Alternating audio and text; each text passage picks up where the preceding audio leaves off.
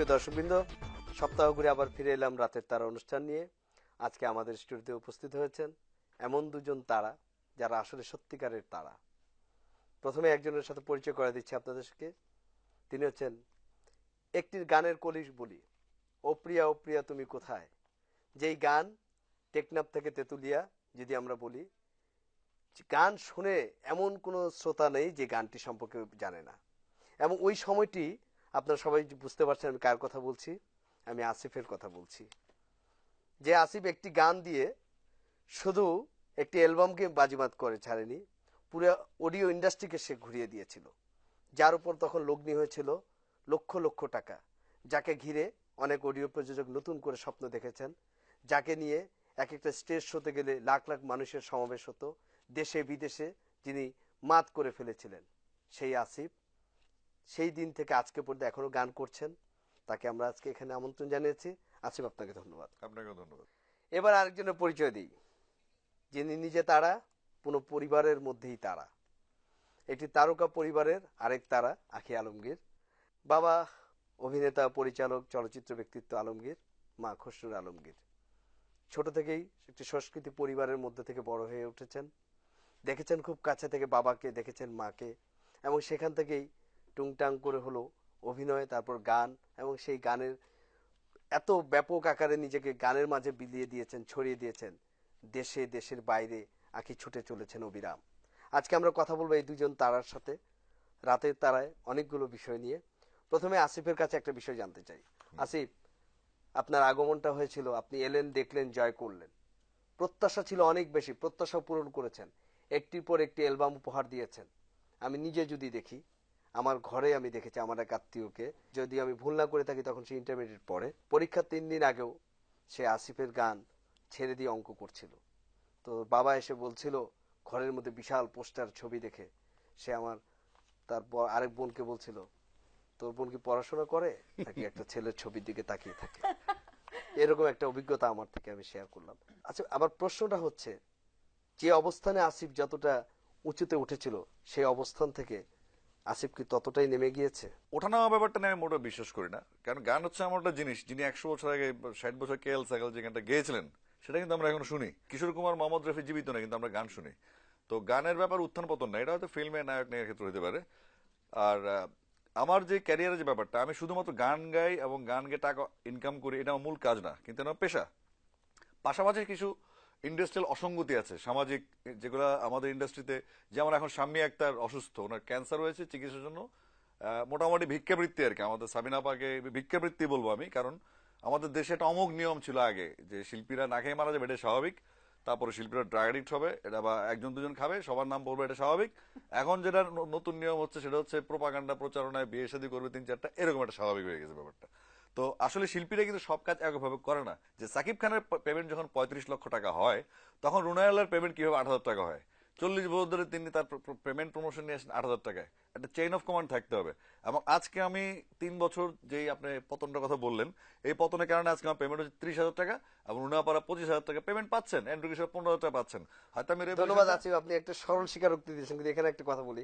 তার মানে আজ থেকে যদি 3-4 বছর আগে আসিফকে আমরা যদি সাউন্ডটেকের বাবুল ভাইয়ের কথা বলি, যে পরিমাণ রেমুনেশন দিয়ে তখন নিয়েছিল, সেই যেইভাবে জিনিসটা হাইপটা তুলেছিল, সেটা কি আসলে সময় উপযোগী ছিল না বলে মনে করেন? না, অবশ্যই আমি কোম্পানিকে বিজনেস দিয়েছি। আর ফিল্মে এমন একটা ব্যাপার, হাদি ভাই 8,000 টাকা নিচ্ছে, রুনাপা 8,000 টাকা নিচ্ছে। আমাদের ফিল্মের চেন অফ কমান্ড থাকে, ইচ্ছা করলে আমি আঁকি, কিন্তু আমরা হুট করে কিন্তু পেমেন্ট 20,000 টাকা করতে পারি না। কিন্তু আমি তাদেরকে সুযোগ দিয়েছি যে আপনারা বাড়ান আপনার পেমেন্ট, তাহলে আমরা পারবো। কিন্তু আসলে এই যে প্ল্যাটফর্মের অভাব, যে সংবাদ আমাদের শিল্পীদের কোনো সংগঠনে একসাথে বসা হয় না, বা আমাদের প্রবলেমগুলো নিয়ে কথা বলি না, এই সমস্ত অসঙ্গতির জন্য বেশি আমাকে চলে যেতে হয়েছে। এবং চলে যাওয়ার পর রেজাল্ট আসছে, আপনারা দেখছেন লাস্ট 3 বছর অডিও অ্যালবামে কোনো রেজাল্ট নেই। এবং রেজাল্ট নেই কেন? এবং সবাই বলছে অডিও ধ্বংস হয়ে গেছে। আমি প্রুফ করতে চাই, যেখানে আমি ছিলাম আমি তার থেকে নেমে আসছি, এবং আমি ওই উপরে যাবো, ওখানে না গিয়ে আমি দেশের জন্য, আমার ইন্ডাস্ট্রির কাজ করতে চাই, এটা হচ্ছে মূল লক্ষ্য আর কি, মোটো আমার। এবং এটা হবে ইনশাল্লাহ। আগে আসিফের কথা সূত্র ধরে যদি জানতে চাই, আসিফ বলছে গত 3 বছর ধরে অডিও বাজারে কোনো অবস্থানই নাই। আপনি কি একমত নাকি? কারো কারো তো আছে, কারো কারো ব্যক্তি বিশেষ তো কিছু গান আমাদের যদি ইয়াং জেনারেশনের ছেলেমেয়ের কথা বলি, ডিজুস যাদেরকে বলি তারা শুনছে, কখনো কখনো ইয়ে বলছে, যাদেরকে আমরা বলি যে সারাক্ষণ দেখবেন এফএম এ গান শুনছে, কেউ মোবাইলে গান শুনছে, গান তো শুনছে কিন্তু গান অডিও তো বিক্রি হচ্ছে কিনা শুনছে। সেটা আলাদা বিষয়। দুইটা সম্পূর্ণ ভিন্ন জিনিস, কারণ এখন রেডিওর কারণে গান চলে আসছে, আপনি ডিজুস বলেন বা অরেঞ্জ জুস আর mango juice, whatever juice, মানুষ কোনো না কোনো ভাবে মোবাইলের মাধ্যমে, নেটের মাধ্যমে বা রেডিও শুনতে পাচ্ছে, গান হয়ে যাচ্ছে, মিউজিক ভিডিও হচ্ছে, মানুষ দেখছে টিভির মাধ্যমে। বাট অডিও, যে সিডির যে মজাটা বা ক্যাসেট আমাদের আরো আগে, সেই মজাটা থেকে কিন্তু অডিয়েন্স আসলে বঞ্চিত হচ্ছে, আমরাও বঞ্চিত হচ্ছি। কারণ আগে কিন্তু ঈদ মানে ঈদের শপিং এর বাজেটের সাথে কিন্তু আপনার অ্যালবামের জন্য একটা বাজেট থাকতো, শপিং করব, ফ্যামিলি নিয়ে ফুচকা খাবো, তারপর প্রিয় শিল্পীদের ক্যাসেট নিয়ে বাসায় চলে যাব।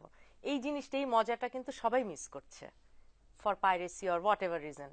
আপনি কোনো নির্দিষ্ট কারণ মনে করেন যে এর পিছনে কোনো নির্দিষ্ট অনেক কারণ আছে, অনেক কারণ আছে, এবং আমি পার্সোনালি বলবো যে আসিফ ভাই এবং আমিও ছিলাম, যতবার আমাকে ডাকা হচ্ছে গিয়েছে, অনেকবার চেষ্টাও কিন্তু করা হচ্ছে অনেকভাবে, সামহাও আমরা জুনিয়ররা বরং বেশি চেষ্টা করেছি। আমরা অনেক চেষ্টা করেছি, বাট হয়নি। আপনি বললেন জুনিয়রের চেষ্টা করছেন, সিনিয়রদের কি সেই তালে পেয়েছেন? না না, সিনিয়ররা তো না, আসলে অনেক কম সেই পেয়েছি। 1972 পর থেকে নিজেদের কেন্দ্র, নিজেরা গান গাইবে, নিজেরা পাঁচার গান গাওয়ার রয়্যালিটি নিয়ে ফ্যাট করবে, পোলাপানকে ফেস করে দিচ্ছে, কোম্পানির মুখোমুখি করে দিচ্ছে, নিজেদের আবার গোপনে গ্রামীণ ফোন, অমুক ফোন থেকে টাকা নিয়ে নিচ্ছে। তো সিনিয়রদেরকে আমি ঢালাভাবে দোষ দিতে চাই, এবং তাদের ইরেসপন্সিবিলিটির কারণে আজকে এই অবস্থা, এবং সবচেয়ে বেশি সাফার কিন্তু তারাই। আমরা কিন্তু নতুন প্রজন্ম, আমাদের হাত, রথ, শক্তি, ক্ষমতা আল্লাহ এখনো রেখেছেন, আমরা কিন্তু নতুন একটা কাজ করতে পারবো, কাজ করে খেতে পারবো। কিন্তু ওনাদের Right. অবস্থা কিন্তু খারাপ হচ্ছে। ইন্ডাস্ট্রি, যে ইন্ডাস্ট্রি আপনি টাকা কামাই করলেন, যে ইন্ডাস্ট্রি আপনাকে মানে বড় জায়গায় পৌঁছে দিল, সেই ইন্ডাস্ট্রির প্রতি আপনি কমিটমেন্ট না রেখে আপনি ব্যক্তিগত ব্যাংক ব্যালেন্সের জন্য বা ব্যক্তিগত সম্পদ ধরবেন। একটা সময় আজকে এই সাফারিংসটা কেন হচ্ছে? সাবিনা আপার জন্য কেন টাকা তুলতে হবে? ওয়াই সাবিনা আপাকে গভর্নমেন্ট টাকা দিবে না বা চিকিৎসা দিবে না? 7 বা 8 ন্যাশনাল অ্যাওয়ার্ড পেয়েছেন তিনি। তো এই সমস্ত সিস্টেম লস, বিপুল ভট্টাচার্য, মোহাম্মদ আলী সিদ্দিকী, আপনি উদাহরণ লাখ লাখ আছে বাংলাদেশে। তো এগুলো আমি এখানে একটা যোগ করি, সেটা হচ্ছে যে আপনি যে যাদের নাম বললেন তারা সত্যিকার অর্থে বাংলাদেশের একটা সময় তাদের বলতো রত্ন, তারা এখনো যারা জীবিত আছেন তারা রত্ন, এখনো রত্ন। এবং তারা ওই সময়ের প্রেক্ষাপটে যে পরিমাণ তাদের পারিশ্রমিক পেয়েছেন, এখন কেউ যদি সেই টাকা ধরে না রাখতে পারে, শেষ জীবনে এসে যদি না, না, সে বৈশ্বিক নেয়, তা দায়িত্ব কতজন নিবে? আপনি একটা ভালো পয়েন্টে আসছেন। সেটা হচ্ছে ওই টাকা ধরে রাখা সমস্যা না, সমস্যাটা হচ্ছে 1972 সালে বেতার এবং টেলিভিশন থেকে রয়্যালিটি ছিল একটা, আপনাকে বুঝতে হবে জিনিসটা। বাংলাদেশে যে রিয়েলিটি শো গুলো চলে বিভিন্ন টিভি চ্যানেলে, যে ইয়াং প্রতিভা অন্বেষণ, সেখানে কিন্তু পুরোনোদের গান চলে, অবশ্যই রেডিওতে ফাও গান চলছে। এই সমস্ত রয়্যালিটি গুলো যদি আমাদের শিল্পীরা পেত, 72 সাল থেকে রয়্যালিটি বন্ধ, আমি ক্লিয়ার করে বলছি আপনাকে, 72 সাল থেকে রয়্যালিটি বন্ধ হতে রেডিওতে গান বাজে আমরা টাকা পাই না। এখন তো এফএম এর ছড়াছড়ি একটা, আমি নামও জানি না অনেক রেডিওর। তারপর টিভিতে রিয়েলিটি শোতে নতুনরা পুরোনোদের গান গাচ্ছে, এখান থেকে রয়্যালিটি যেতে হবে, নতুন পুরোনো গানগুলো নতুন ভাবে ফিল্ম ইউজ হচ্ছে, এখান থেকে রয়্যালিটি যেতে হবে শিল্পীর পকেটে। এটাই ইন্টারন্যাশনাল ল, এভাবেই অ্যাটলিস্ট পাশের দেশে চলছে, আর সারা দুনিয়ার কথা বললামই। তো সুতরাং সিস্টেমটা ডেভেলপ করতে হবে আমাদেরকে। আপনি যদি যতই যে টাকা ক্যাশ করে বসে বসে খেলে, কিন্তু সব শেষ হয়ে যাবে, রাজার ধন শেষ হয়ে যাবে। আগে যেমন আমি একটা সিস্টেম জিনিস থাকতে বলি, হবে একটা। যদি ধরেন আপনি এখন কাজ করছেন না, আপনি ধরেন বেতারে আপনার গান চলছে, আপনি রয়্যালিটি পাচ্ছেন, জানি না, তো না, জানি তো না, আপনি জানলে জানেন না না, রয়্যালটি মানলাম পাবো, মানলাম হ্যাঁ, জিনিসটা মানলাম। আরেকটা কথা দেখেন, এখানে যে রয়্যালিটি যে টাকাটা পাবেন, কিন্তু পক্ষান্তরে আপনি যখন একটা অডিওতে আপনার অ্যালবাম বের হচ্ছে, একটা প্লেব্যাক করছেন, আপনি দেশের বাইরে স্টেজ শো করছেন, এখান থেকে কিন্তু আপনারা ভালো সম্মানই পাচ্ছেন। পাচ্ছি। তো আমি যদি আমার নিজের ক্ষেত্রে আমি যে পয়সাটা আর্ন করি, এটা কিন্তু যুগে যুগে প্রত্যেক শিল্পী তার একটা নির্দিষ্ট সময় পর্যন্ত করে, রাইট। ঠিক আছে?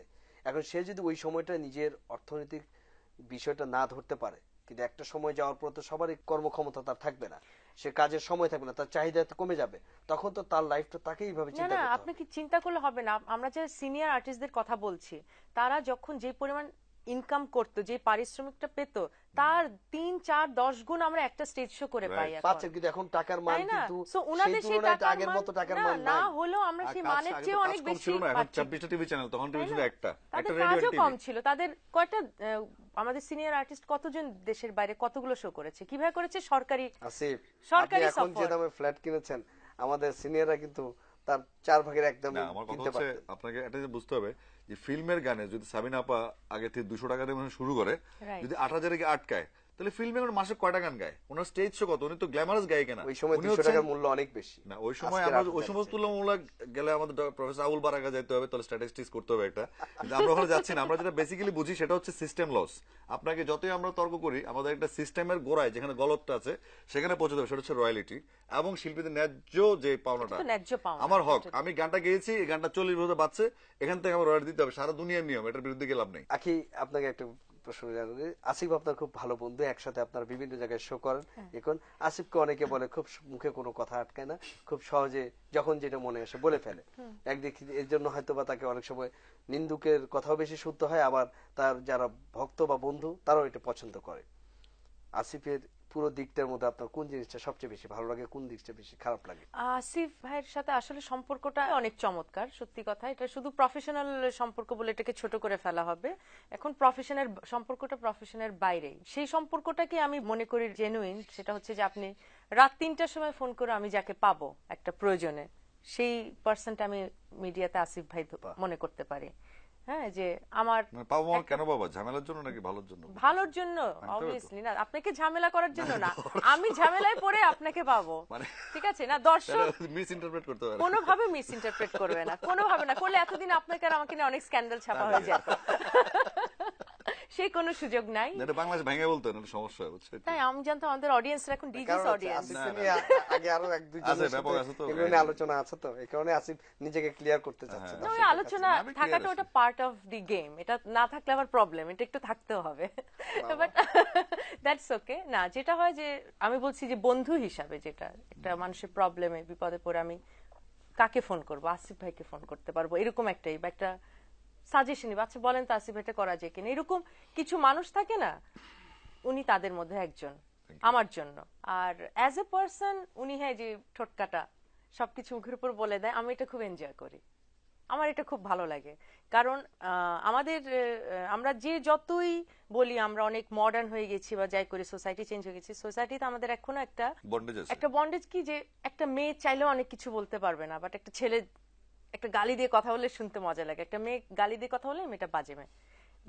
এই অ্যাডভান্টেজটা কিন্তু ছেলেরা অনেকে তো পায়, রিঅ্যাক্টও তো করতে পারে। হ্যাঁ, মজা পায়। না, আমি আমার পয়েন্ট অফ ভিউ বলছি, আপনি আমার পয়েন্ট অফ ভিউ হ্যাঁ, জানতে সেটা বলছি। চেয়েছেন। হ্যাঁ, সেটা হচ্ছে যে আই লাইক দিস কোয়ালিটি। হ্যাঁ, এই যে ওপেনলি সবকিছু বলে ফেলা, হ্যাঁ, কারণ এই জিনিসটা আমার ভিতরে আছে, বাট যেটাকে আমি দমিয়ে রাখি, চেপে রাখি। হ্যাঁ, উনি কিন্তু আমাকে এমনিতে লিডার ডাকে, লিডার ডাকে, বিকজ আমি আসলে ওর মধ্যে কোয়ালিটি ছিল। আমরা যখন অনেক ভোকাল, আমি আমরা যখন অ্যাসোসিয়েশন স্টার্ট করি, নতুন জেনারেশন, তখন আখি ছিল আমাদের মধ্যে সবচেয়ে বড় ভয়েস।